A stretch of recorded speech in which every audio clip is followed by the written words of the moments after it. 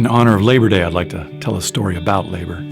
I worked at a lumberyard in the 1980s, and we had this mill where they used to do all kinds of specialty work on big timbers.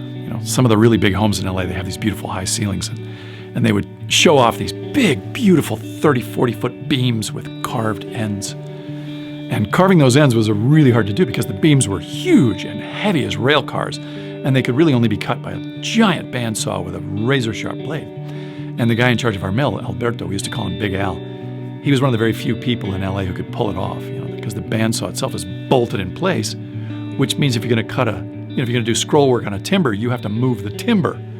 So it took 5 or 6 of us to move it around an inch at a time, while Big Al is using hand signals to, twitch us this way and that, because we couldn't hear him over the noise of the saw. It was really delicate work, but at the same time, it takes a ton of muscle and teamwork, and most of all, it takes time.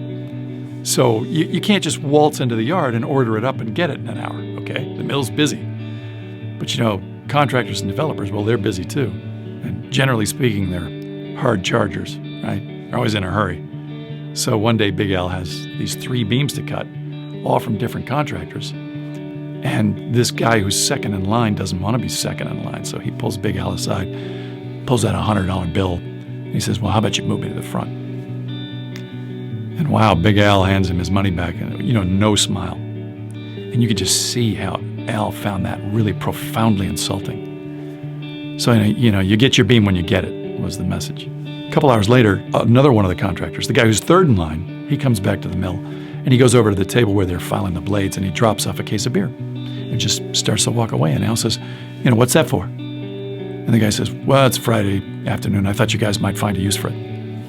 So Big Al looks at his watch. It's pretty close to closing time. So he says, well, why don't you come back in an hour and help us drink it?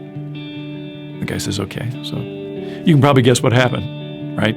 Quitting time, we close the yard fence, and we all go back to the mill and help carve this guy's beam after hours. And he comes rolling up just in time to see the finishing touches, see how the bandsaw ballet gets done.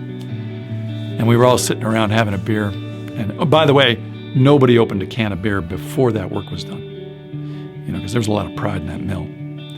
But anyway, I said to Big Al, we could have bought 7 times as much beer with that $100. Why didn't you take the money? And he says, because that money was a bribe, but this beer is friendship. So happy Labor Day.